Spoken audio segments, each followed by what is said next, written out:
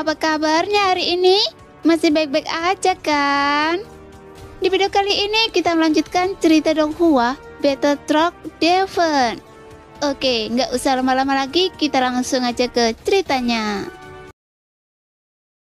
Saat para pemimpin sekte dan para tetua klan kuno begitu ramah, ini jelas mengejutkan Xiaoyan dan rekan-rekannya.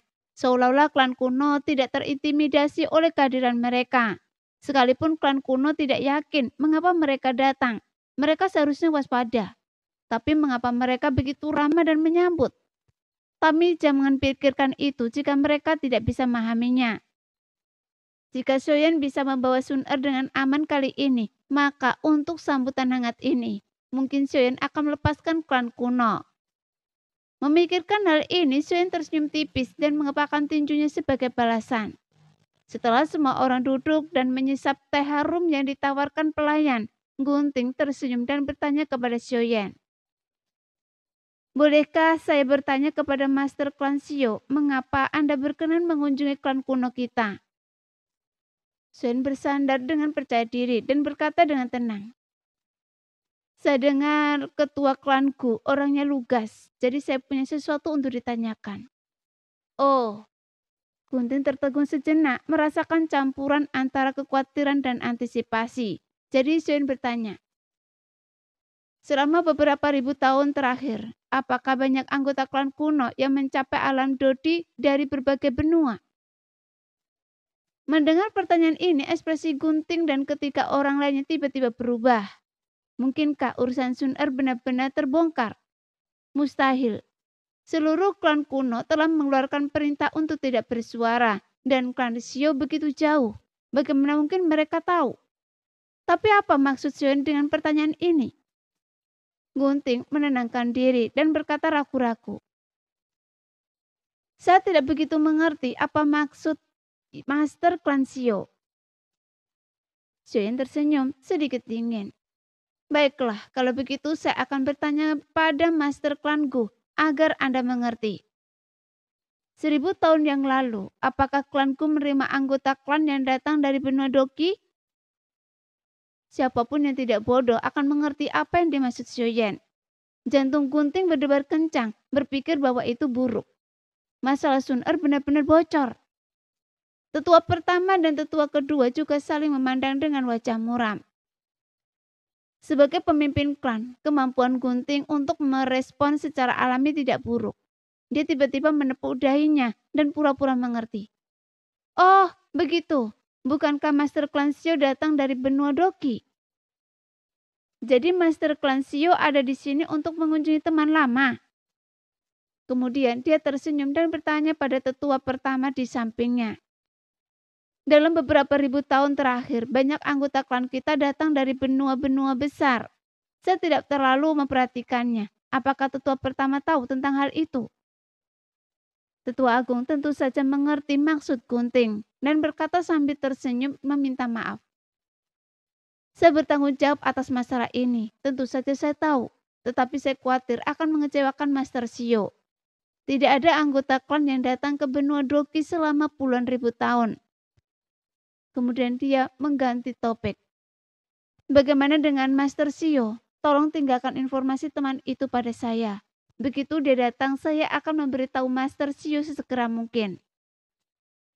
Setelah mengatakan ini, tatapan tetua Agung dan Gunting bertemu lalu berpisah. Dengan senyum tipis di sudut mulut mereka, berpikir dalam hati, dia tidak mengerti apa yang bisa dilakukan. Xiaoyan tidak memiliki silsilah keluarga klan kuno. Bagaimana mungkin hanya kabar angin saja bisa menjadi bukti? Mereka tidak menyadari bahwa senyum yang semula tersungging di wajah Xiaoyan tiba-tiba menghilang. Xiaoyan menahan amarahnya dan berencana memberi klan kuno satu kesempatan terakhir. Ia berkata dengan nada ringan namun dingin. Bisakah Anda memastikannya lagi? Merasakan nada bicara Xiaoyan, wajah Gunting memucat. Master Xiao, Anda tidak berpikir kami menipu Anda kan? Tetua Agung juga berkata dengan raut wajah yang penuh keluhan. Master Xiao, klan kuno saya tidak pernah berurusan dengan Anda. Kami tidak memiliki keluhan di masa lalu dan tidak ada permusuhan di masa sekarang. Anda datang ke klan kuno untuk mencari teman lama Anda. Dan ini masalah kasih sayang dan kebenaran. Apa perlu klan kuno saya menyembunyikan dari Anda? Suizhen dan yang lainnya sangat marah ketika mendengar ini. Sun berdiri, terus-menerus mencibir. Wajahnya penuh dengan keganasan. Suizhen, apa yang ingin dilakukan? Pada detik ini, jelas mustahil untuk bekerja sama dengan Suizhen. Gunting dan 3 orang lainnya juga berdiri dan menatap Suizhen dan kelompoknya. Akting yang bagus. Suizhen melihat sekeliling ke arah ketiga orang itu. Suaranya yang dingin bergema di aula. Jangan bicara omong kosong. Saya akan memberi Anda 1 batang dupa untuk menyerahkan Sun Er kepada saya. Kalau tidak, saya tidak tahu apa konsekuensinya. Dalam sekejap, aura kuat Suizhen dan kelompoknya memancar keluar, dan gelombang semangat juang melonjak seperti gelombang energi. Gunting dan 3 orang lainnya memucat, kaki mereka melemah. Tekanan seberat ini bukanlah bintang 5. Tekanan bintang 5 tidak akan pernah menyebabkan ketidaknyamanan seperti ini. Bagi mereka yang berada di puncak dan menengah status di bintang 4, mungkinkah Suizhen dan rekan-rekannya semuanya bintang 6? Namun Gunting segera mendapatkan kepercayaan diri. Ia berdiri teguh dan melototi Suizhen. Suizhen, Anda harus mencari tahu dengan jelas. Meskipun klanku saya lemah dan kecil, klan ini juga merupakan klan yang berafiliasi dengan Istana Obat. Bagaimana Anda bisa bertindak gegabah? Jika Anda terus bertindak gegabah dan mencoba menindas yang lemah, Anda harus siap menanggung murka Istana Obat. Gunting mengancam, tetapi Tetua Agung memberikan nasihat lembut. Master Klan Shio, tenanglah. Bagaimana Anda bisa percaya kabar burung? Dia hanya anggota klan dan teman lama Anda. Jangankan menjilat Anda, klanku kita tidak perlu menyembunyikan apapun dari Anda. Bahkan jika itu hanya untuk membantu Anda. Sebagai kepala klan, memikul nasib klan di pundak Anda, Master Klan Shio. Anda harus mempertimbangkan kembali tindakan Anda. Mungkinkah akan baik-baik saja jika Istana Obat tidak disebutkan, tetapi hanya menyebutkannya saja sudah membuat semua orang marah. Bahkan King Mu'er mengamuk. Mencoba menggunakan Istana Obat untuk menekan kami. Percuma. Jangan pikir kami tidak tahu. Anda mencoba menggunakan Sun Er untuk menjilat putra sulung Istana Obat. Dan ketika dia menolak, Anda memenjarakannya selama 1000 tahun. Maukah Anda menyerahkannya? Jika tidak, saya akan memusnahkan klan kuno Anda hari ini. Jadi, mereka tahu segalanya. Gunting dan 3 lainnya tersambar petir, tapi sekarang mereka tidak bisa menyangkalnya. Mereka melepaskan keraguan mereka.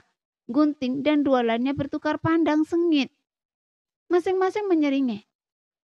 7 bintang 6. Lalu kenapa? Anda bisa memusnahkan klan kuno kami, tetapi apakah Anda berani? Bisakah Anda menahan pembalasan putra sulung? Bisakah Anda menahan amarah Istana Obat? Gunting menegakkan punggungnya dan mencibir. Karena Anda tahu putra sulung Istana Obat ada di balik semua ini, kenapa Anda masih begitu sombong? Kalau Anda tahu apa yang terbaik untuk Anda, kembalilah ke tempat asal Anda dan berpura-pura tidak terjadi apa-apa. Kalau tidak, bagaimana kalau saya tidak melakukannya? Suizhen tertawa terbahak-bahak, matanya merah. Dokinya melonjak dan niat membunuh memenuhi aula. Gunting dan 3 orang lainnya belum pernah merasakan niat membunuh seorang Kaisar Do bintang 7. Mereka hanya merasakan jantung mereka berdebar kencang, ketakutan hanya nyawa mereka akan terancam kapan saja. Tapi sekarang setelah keadaan menjadi seperti ini, mereka tidak punya pilihan selain melawan. Tetua kedua meneriakkan ancaman keras kepala. Suizhen, apa Anda tidak takut klan Shio Anda akan dimusnahkan oleh Istana Obat? Suizhen tidak berkata apa-apa, tetapi darah di matanya semakin dalam. Bahkan yang lain menunggu perintah Suizhen. Tetua kedua yang mengira Suizhen ketakutan akhirnya merilekskan ekspresinya dan senyum puas tersungging di bibirnya. Benar, seperti kata pepatah, pria yang berwawasan luas adalah pahlawan. Dia hanyalah seorang wanita. Dengan status Anda saat ini sebagai pemimpin klan Shio, mengapa mengkhawatirkan mencari wanita yang lebih baik? Sejujurnya, kami hanya sekali tidak akan menyerahkan Sun Er. Tetua kedua, tanpa menyadari mata Suizhen yang telah berubah menjadi merah tua, ia terus mengoceh. Anda lebih kuat dari kami, jauh lebih kuat dibandingkan dengan istana obat. Anda bukan apa-apa. Mati saja. Suen sudah melancarkan serangan telapak tangan. Gelombang doki berwarna merah darah mengempaskan tetua kedua. Ia menghantam dinding aula dengan keras, terbenam jauh di dalamnya dan mati. Gunting dan tetua pertama tidak menyangka Suen akan benar-benar menyerang. Dan dengan keganasan seperti itu, mereka dipenuhi rasa terkejut dan marah. Namun juga sedikit rasa takut. Namun istana obat masih mendukung mereka. Mereka percaya bahwa pembunuhan tetua kedua oleh Xiuyan hanyalah sebuah peringatan. Jadi mereka tetap berani. Tetua pertama praktis meraung. Xiuyan, beraninya Anda membunuh seorang tetua klanku. Saya mendesak Anda untuk berhenti di sini. Atau kami akan melaporkan ini kepada Tuan Muda tertua. Dan seluruh klan Anda akan dikuburkan bersama Anda. Anda juga. Suen melancarkan serangan telapak tangan lagi. Tetua pertama menjerit memilukan. Tubuhnya melengkung di udara di hadapan bertabrakan dengan tubuh tetua kedua dengan akurasi yang tepat. Dengan ledakan keras ia meledak menjadi awan darah, menghancurkan tubuh tetua kedua yang masih utuh menjadi berlumuran darah. Gunting akhirnya mengerti dari serangan brutal Xiuyan bahwa menggunakan istana obat untuk mengancam Xiuyan sia-sia. Suen benar-benar berani mengabaikan istana obat. Ia benar-benar ketakutan. Ia berpura-pura tenang. Apa Anda benar-benar tidak takut menanggung amukan istana obat? Namun suaranya yang gemetar terdengar lemah. Jangankan istana obat, bahkan kaisar langit. Jika mereka berani menyentuh wanita saya akan membunuh mereka. Wajah Xiuyan dipenuhi niat membunuh, namun ia menahan niat membunuhnya dan berteriak. Serahkan Sun Er atau Anda akan menjadi korban berikutnya. Saat itu suara langkah kaki berat bergema dari luar aula. Ratusan penjaga klan kuno yang waspada oleh keributan itu bergegas masuk. Melihat pemimpin klan berdiri di sana dengan linglung, darah berceceran di dinding, dan mayat samar tertanam di dalamnya. Para penjaga itu tertegun sejenak. Namun Gunting tiba-tiba memberanikan diri dan secara naluriah menunjuk Xiuyan dan memerintahkan. Tangkap mereka semua. Tapi Gunting menyesali saat mengatakannya. Musuh begitu kuat sehingga bahkan tetua agung dan tetua kedua dibunuh oleh Xiuyan dengan satu serangan telapak tangan. Bukankah para penjaga ini rela mati jika mereka naik? Siapapun yang bisa melarikan diri saat ini akan menjadi pilihan yang baik. Dia baru saja akan mengubah kata-katanya dan merintahkan para penjaga untuk mundur cepat, tetapi sudah terlambat. Harimau langit mengaum emas milik Xiuzan telah bergegas keluar, membawa serta amarah Xiuzan yang telah lama terpendam. Sehingga suara teredam terdengar satu demi satu dan gelombang kecut doki yang dahsyat menyebar. Aula itu runtuh, darah mengalir di tanah dan anggota tubuh berterbangan di udara, seperti neraka yang mengerikan. Keributan sebesar itu tentu saja membuat seluruh klan kuno khawatir. Dan segera kerumunan besar mengerumuni aula. Tetapi ketika anggota klan kuno ini melihat pemandangan tragis di depan mereka, kaki mereka lemas. Dan mereka sangat ketakutan. Bagaimana mungkin mereka berani maju? Terutama mereka yang terjepit di depan. Mereka tidak berani bergerak maju dan mereka tak bisa mundur. Mereka menyesalinya setengah mati. Gunting berdiri di sana tertegun. Mencium bau darah yang menyengat dan memandangi anggota tubuh yang berserakan. Hatinya dicekam ketakutan yang tak terbatas. Orang gila, sekelompok orang gila. Mereka akan membantai klan Gu demi seorang wanita. Beraninya mengabaikan istana obat. Melihat Xiuyan mendekat, kakinya lemas di bawah tatapan dinginnya. Serangan telapak tangan Xiuyan mendarat bagai pisau. Dan Gunting menjerit kesakitan saat lengan tangannya terpotong di bahu. Darah mengucur deras. Jika saya tidak melihat Sun Er dalam dupa berikutnya, klanku akan lenyap di benua Dodi. Kata-katanya pelan, tetapi semua orang mendengarnya dengan jelas. Melihat darah di hadapan mereka, tak seorang pun meragukan kata-kata Xiuyan hanyalah ancaman. Semua orang merasa seolah-olah mereka telah jatuh ke dalam gua es. Kedinginan dari ujung kepala hingga ujung kaki. Apakah ini? Semua demi kecantikan Sun Er. Setiap anggota klan kuno membenci dalam hati, disalahkan dan disesali. hanya seorang wanita cantik yang diserahkan kepada orang-orang jahat. Ini tidak perlu membiarkan klan kuno menghadapi bencana dahsyat hanya untuk seorang wanita. Semua orang menatap Gunting, mencengkram lukanya. Jika mereka tidak sepenuhnya menyadari keberadaan Sun Er, mereka pasti sudah pergi menjemputnya sejak lama. Dikelilingi tatapan tajam, Gunting berdiri tertekun di genangan darah. Tahu nasibnya telah hilang. Dia telah menjerumuskan seluruh klan kuno ke dalam kesulitan yang mengerikan. Apapun alasannya, dia sekarang adalah pendosa di dalam klan. Bahkan jika Xiaoyan tidak membunuhnya, gengsinya di dalam klan akan hancur. Saat ini dia hanya ingin menyelamatkan klan kuno dari kehancuran. Bahkan saat darah mengalir dari lengannya yang terputus, dia menatap Xiaoyan dengan mata memohon. Kemudian dia berbisik, "Jika saya mengungkapkan keberadaan Sun Er, maukah Anda mengampuni klan kuno? Anda tidak dalam posisi untuk tawar-menawar." Xiaoyan tidak mau bergerak sampai dia melihat Sun Er, dan dia memperingatkan, "Sepertiga dari sebatang dupa, waktu telah berlalu." Gunting tampak menua puluhan ribu tahun dalam sekejap, dan ia pun ambruk ke tanah dan tak berdaya. Para anggota klan kuno tidak mendengar apa yang dikatakan Gunting kepada Xiaoyan. Ketika mereka mendengar Xiaoyan mengatakan bahwa Gunting tidak lagi berhak untuk tawar-menawar, kerumunan mulai riuh dan mengumpat pada Gunting. Masih mengulur waktu sebentar. Seorang wanita, bagaimana mungkin dia lebih penting daripada kelangsungan hidup klan kuno? Apa maksud Anda, Gunting? Serahkan saja Sun Er padanya dan selesai. Mendengar umpatan itu, wajah Gunting memucat dipenuhi penyesalan. Tapi sekarang sudah terlambat. Apakah klan kuno benar-benar akan musnah? Gunting tersenyum pahit. Gunting terdiam dan Xiaoyan juga terdiam. Tidak mendesaknya. Masih ada setengah dupa waktu. Xiaoyan bisa menunggu.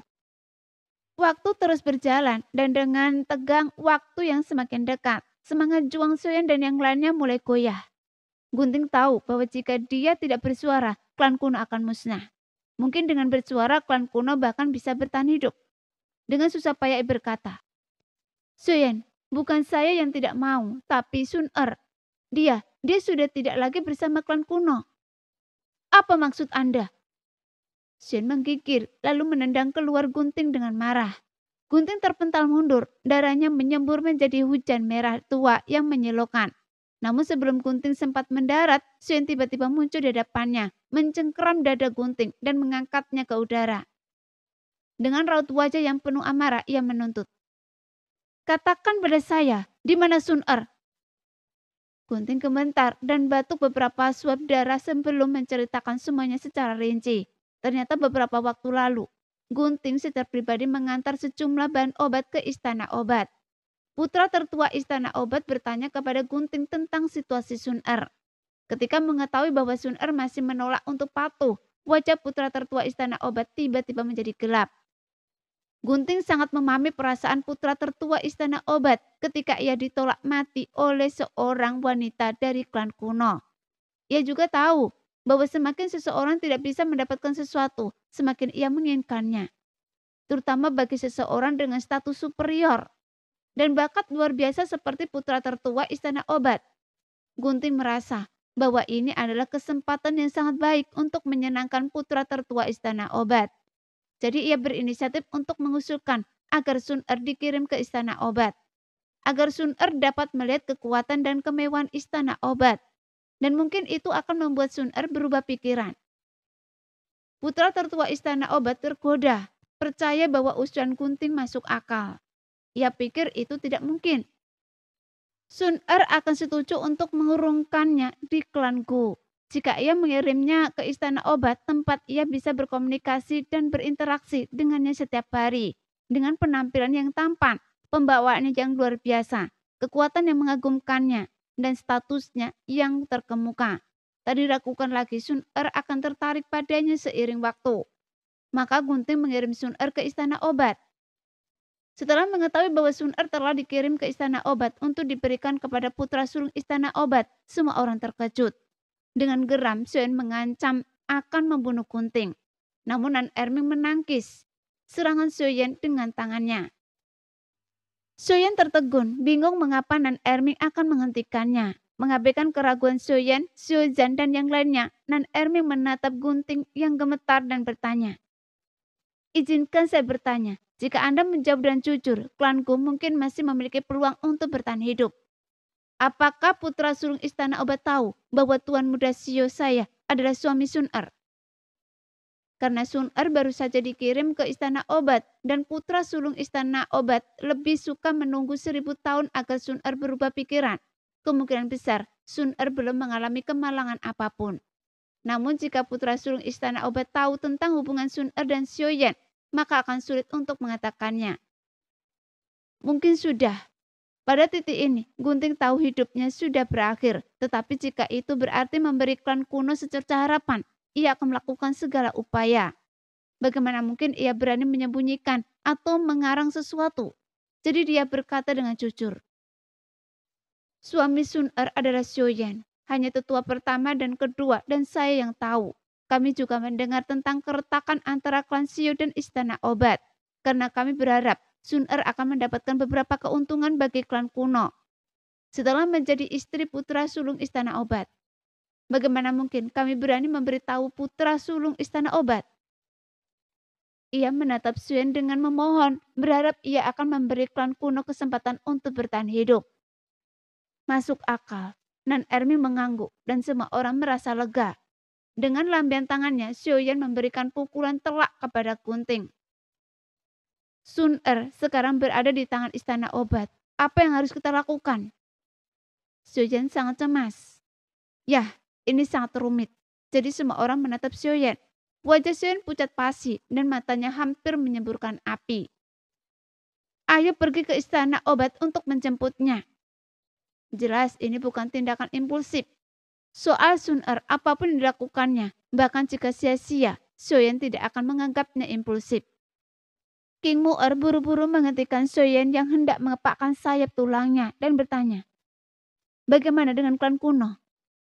Xiaoyan terdiam tanpa sengaja menyadari niat membunuh di mata King Mu'er. Ia pun sedikit terkejut. Ia begitu bodoh, bagaimana mungkin ia mengerti bahwa Sun Er yang juga kekasihnya telah mengalami cobaan ini. Jika sesuatu terjadi padanya, Sun Er akan merasakan penghinaan yang sama. Bagaimana mungkin ia tidak ingin menghancurkan klan kuno yang kecil itu? Namun ia teringat nasihat Jenny sebelum pergi. Setelah merenung sejenak, ia tidak menuruti niat membunuh King Mu'er. Sebaliknya, ia melirik dingin ke arah anggota klan kuno dan berkata dengan nada ramah, sekaligus berwibawa. "Karena Sun Er dan kalian memiliki garis keturunan yang sama, saya akan mengampuni kalian hari ini. Tapi jika terjadi sesuatu pada Sun Er, kalian semua akan mati." Setelah kata-kata itu terucap, sayap tulang itu mengepak dan terbang dengan ganas. Hanya misalkan orang-orang dari klan kuno yang berdiri di sana dengan linglung, dengan hawa dingin yang tak tertahankan di hati mereka. Di kota Jusi, aula utama istana obat menjulang tinggi ke langit, menghadap kota yang makmur ini. Dan belum ada yang berani menunjukkan rasa tidak hormat di sini. Tapi belum bukan berarti tidak akan ada rasa tidak hormat. Setidaknya hari ini, 7 orang dengan wajah tidak ramah dan niat membunuh datang ke sini. Ketujuh orang ini adalah Xiaoyan, King Mu'er, Long Yi, Xiaozhan, dan Nan Erming, Zijing, dan Feng Feng. Mereka melangkah ke tangga aula utama istana obat tanpa mengucapkan sepatah kata pun, seolah-olah tidak ada orang di sekitar. "Berhenti! Beraninya kalian masuk tanpa izin ke aula utama istana obat. Apa kalian tidak ingin hidup?" Beberapa penjaga bintang 5 di kedua sisi tangga aula utama istana obat buru-buru berdiri di hadapan mereka. Postur dan nada bicara mereka sangat arogan. Tentu saja mereka berani bersikap arogan. Ini aula utama istana obat. Siapa yang berani bersikap pelancang di sini? Xiaoyan dan yang lainnya berhenti. Xiaoyan yang terdorong amarah demi istrinya rela mempertaruhkan nyawanya demi Sun Er. Tetapi bukan berarti ia sebodoh itu sampai terjun ke dalam api. Seorang kultivator bintang 7 menengah dan 6 kultivator bintang 6 menengah hingga puncak mungkin tampak kuat. Tetapi bagi istana obat, mereka bukan apa-apa. Menerobos istana obat dan menangkapnya mustahil. Dalam perjalanan ke sini, Xiaoyan telah memutuskan perseteruan istana obat dengannya adalah masalah pribadi. Istana obat tidak akan pernah mengubarnya ke publik. Begitu pula dirinya. Oleh karena itu, kedua belah pihak akan menyelesaikan masalah ini begitu saja. Ngomong-ngomong soal itu, mengambil paksa istri orang lain dibenci dan dikutuk di mana-mana. Karena ia benar, kenapa tidak memanfaatkan kesempatan ini untuk menampar wajah istana obat? Tentu saja, putra sulung istana obat tidak tahu Sun Er adalah istri Xiaoyan. Jika sekarang dia tahu dan menolak menyerahkan Sun Er, itu sama saja dengan penyitaan paksa. Dia akan melawan, bahkan jika itu berarti mengorbankan seluruh tim istana Xiao. Dia akan berjuang demi kebebasan Sun Er dan menghancurkan reputasi serta martabat istana obat. Dengan pemikiran ini, Xiaoyan tentu saja tidak akan menggunakan kekerasan, juga tidak akan bersikap sopan. Kemudian dia berteriak, "Keluar dari sini!" Gelombang dogi bintang 7 melonjak, langsung memaksa beberapa penjaga istana dan bintang 5 terhuyung mundur. "Brengsek, beraninya Anda bertindak begitu tidak terkendali di sini. Apa Anda lelah hidup?" Seorang penjaga yang tampaknya adalah pemimpin meraung, hendak membalas, namun penjaga lain menariknya kembali. Melihat penjaga itu melotot dan menggertakkan giginya, sang pemimpin akhirnya menyadari betapa kuatnya lawan. Dia bisa membuat mereka mundur hanya dengan satu gelombang dogi. Jadi kekuatan macam apa yang dimilikinya? Setidaknya bintang 7. Meskipun tidak terlalu kuat, jelas bukan seseorang yang bisa mereka provokasi. Jika orang-orang ini hanya orang bodoh yang tidak tahu apa-apa, bukankah memprovokasi mereka sama saja dengan mencari kematian? Baiklah, mari kita tenangkan mereka dulu dan tunggu para penguasa istana obat tiba. Dengan pemikiran ini, suara pemimpin itu merendah beberapa tingkat. Apa yang Anda lakukan? Saya peringatkan Anda, ini aula utama istana obat. Suruh putra sulung Anda keluar dari sini. Teriak Xiaoyan tegas. Meskipun suaranya tidak keras, tetapi dipenuhi amarah dan semangat juang. Menyebar seperti guntur musim semi yang menggelegar, menggetarkan telinga para penjaga di dekatnya dan membuat darah mereka mendidih. Ada yang bikin onar di pintu aula utama istana obat. Sepertinya mereka cari gara-gara dengan putra sulung istana obat. Keren, mereka pakai kata keluar. Pada saat ini, seseorang benar-benar berdiri di pintu masuk utama istana obat, memanggil-manggil namanya, menuntut putra sulung istana obat yang terhormat itu keluar. Jika ini hanya rumor, beberapa orang pasti akan menyebutnya omong kosong belaka, tak lebih dari dongeng. Namun sekarang, hal yang tak terpikirkan telah terjadi, tepat di depan mata mereka, dan kerumunan langsung berkumpul. Dan berita itu dengan cepat menyebar, sehingga kerumunan semakin membesar. Lautan manusia berkumpul di pintu masuk utama, berdengung penuh semangat. Untuk berani menantang istana obat, seseorang harus memiliki keberanian dan kekuatan yang luar biasa untuk membuat masalah di depan umum di pintu masuk utama istana obat. Seseorang harus memiliki dendam yang mendalam terhadap istana obat. Ketika seseorang mengenali Xiaoyan, keributan langsung berubah menjadi teriakan dan seruan. Xiaoyan yang memurnikan cairan Qingling. Apa dia terlihat seperti ini? Ada apa dengan itu? Dia cukup tampan. Iya, lumayan. Kedua gadis itu cantik. Hei, Anda di sini untuk melihat kegembiraan atau kecantikan? Saya rasa bukan Xiaoyan itu. Bukankah Xiaoyan itu baru saja keluar dari gua darah pembantaian? Kenapa dia sudah mencapai puncak bintang 5 secepat itu? Mengapa Anda bisa tahu dia sudah mencapai puncak bintang 5? Omong kosong. Saya sudah mencapai tahap akhir bintang 5 dan tidak bisa melihat kekuatannya. Kalau dia tidak mencapai puncak bintang 5, bagaimana mungkin dia bisa? Apa tahap akhir bintang 5 itu sehebat itu? Saya tidak bisa melihat kekuatannya di tahap awal bintang 6. Jadi bagaimana mungkin dia mencapai puncak bintang 5? Dan ketujuhnya tidak lemah. Saya tidak bisa melihat satupun dari mereka. Sia, bagaimana mereka bisa berkultivasi? Hah? Anda tidak bisa melihat satupun dari mereka di tahap awal bintang 6? Sial. Lihat, dia namanya Feng Feng. Saya kenal dia sebelumnya. Levelnya sedikit lebih rendah dari saya. Baru beberapa ribu tahun berlalu dan saya baru di tahap akhir bintang 5. Bagaimana dia bisa mencapai tahap tengah bintang 6?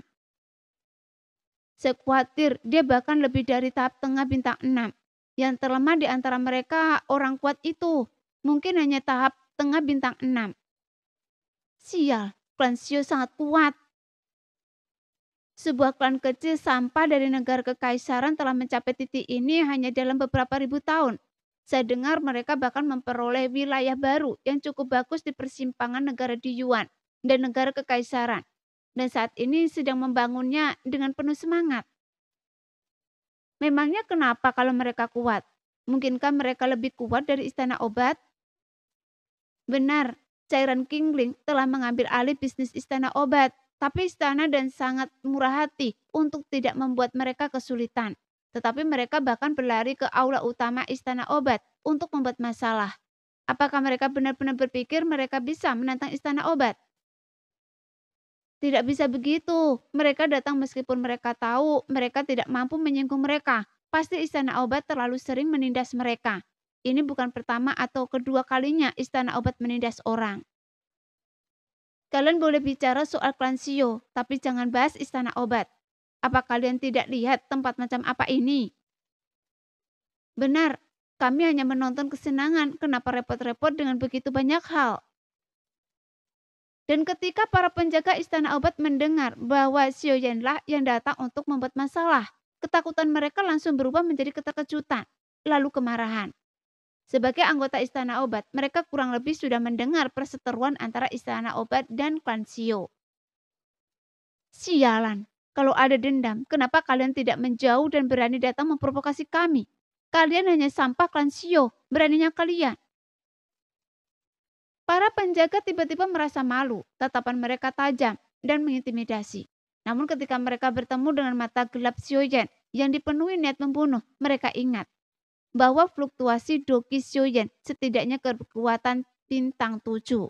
Dan leher mereka menciut. Semangat mereka merosot.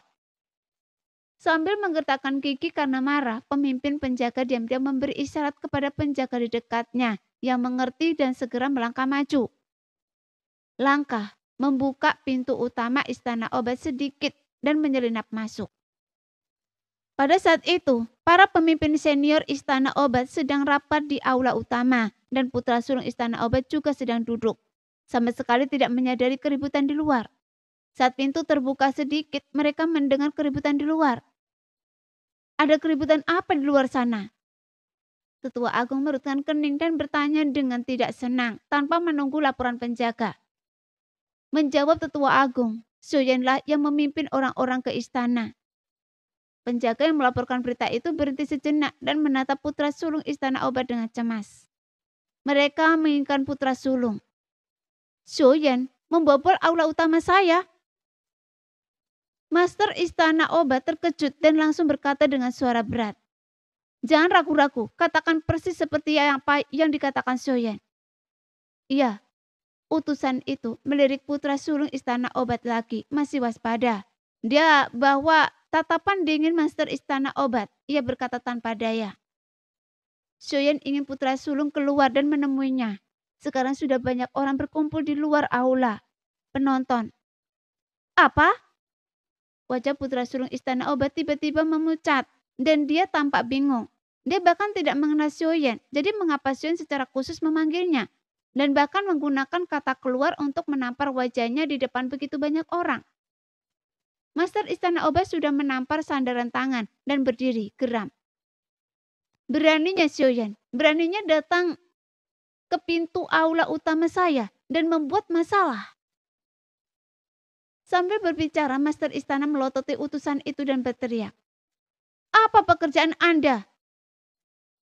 Sebagai penjaga aula utama, ketika seseorang datang untuk memprovokasi Anda, alih-alih langsung melawannya, Anda malah datang dengan panik seperti anjing liar untuk melaporkan berita dan membiarkan orang lain berkumpul di pintu aula utama saya untuk menertawakan istana obat.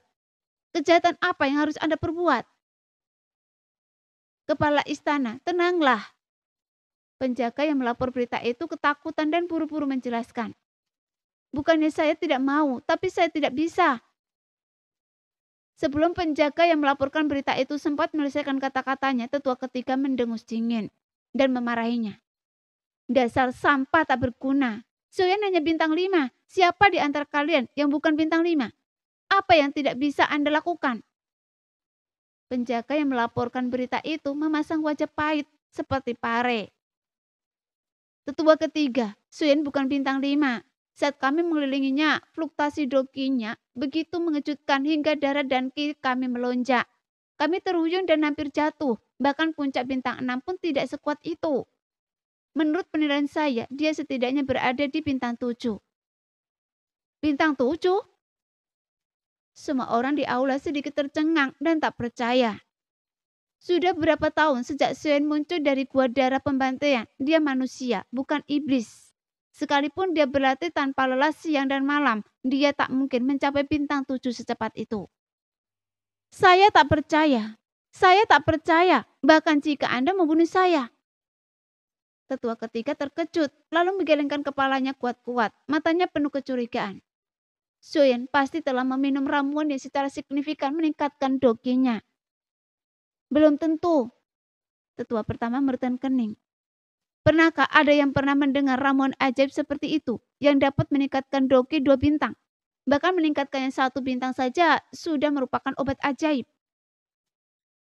Dalam hal pengetahuan tentang alkimia, tak seorang pun bisa melampaui istana obat. Jadi kata-kata tetua pertama disambut anggukan setuju. Tetua pertama kemudian bertanya kepada pengawal utusan. Apakah Suyen sendirian? Setelah akhirnya terbebas dari tanggung jawab, pengawal utusan itu menghela nafas lega dan segera menjawab. Suyen membawa 6 orang lainnya bersamanya. Oh, apa kekuatan mereka? Apakah mereka lebih kuat atau lebih lemah dari Suyen? Bisakah Anda menjelaskannya? Tanya tetua agung dengan sedikit khawatir. Meskipun mereka masih tidak tahu mengapa Suyen berani datang ke aula utama istana obat untuk memprovokasi perkelahian. Karena dia punya nyali untuk datang. Dia pasti tidak akan kekurangan dukungan. Jika ke-6 orang yang menemani Suyen semuanya lebih kuat dari Suyen, 7 diantaranya di atas bintang 7, dan mungkin bahkan 1 di atas bintang 8, itu akan menjadi masalah besar. Penjaga utusan tahu dia harus menjawab dengan hati-hati. Jika dia memberikan jawaban yang salah dan itu mempengaruhi penilaian kepala istana dan para tetua, dia akan berada dalam masalah besar. Matanya berputar dan setelah mempertimbangkan dengan seksama, penjaga utusan dengan hati-hati menegaskan. Dilihat dari kekuatan bawahannya, ke-6 orang itu tidak sekuat Suyen. Mereka semua seharusnya bintang 6 dan mereka semua mengagumi Suyen. Dan mereka semua tampak seperti bawahannya. Jika mereka semua bintang 6, maka mereka bukan bala bantuan eksternal. Jumlah istana dan bintang 6 di rumah Sio sudah diketahui banyak orang. Tetua agung menghela nafas lega, melirik master istana obat dan melambaikan tangan kepada pengawal utusan. Kalian boleh turun, jangan gegabah. Jaga Suyen dan yang lainnya tetap stabil.